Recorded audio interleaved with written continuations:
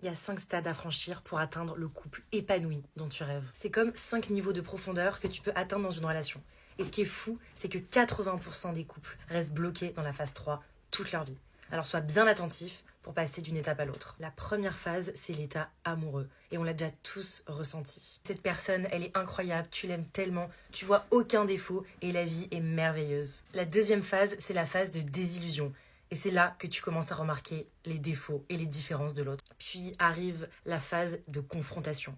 Là, tu vas te sentir incompatible avec ton partenaire. Tu l'accuses d'être tout simplement ce qu'il est. Soit tu restes, soit tu pars parce que les différences sont trop difficiles à accepter. Et ceux qui partent, généralement, c'est pour retourner vers l'état amoureux avec quelqu'un d'autre. Et en fait, ils répètent ce cycle toxique toute leur vie. La meilleure façon de sortir de ce cercle vicieux, c'est d'apprendre l'acceptation des différences de l'autre. Comprendre qu'elles ne changeront peut-être jamais, sûrement d'ailleurs, et l'aimer encore plus pour ces différences-là. En fait, ce qui est fou, c'est que la plupart des gens n'atteignent même pas cette phase.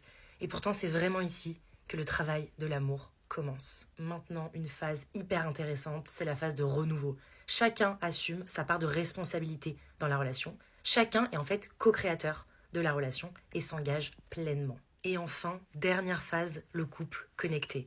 C'est là que le couple devient moteur de changement et de croissance personnelle. Vous êtes tellement en phase que même les conflits deviennent des opportunités pour évoluer ensemble. Alors si tu es en couple et que tu veux vraiment renforcer l'amour dans ta relation, clique sur le lien dans ma bio pour accéder à une vidéo dans laquelle je te donne 6 clés pour devenir un couple plus heureux et plus connecté.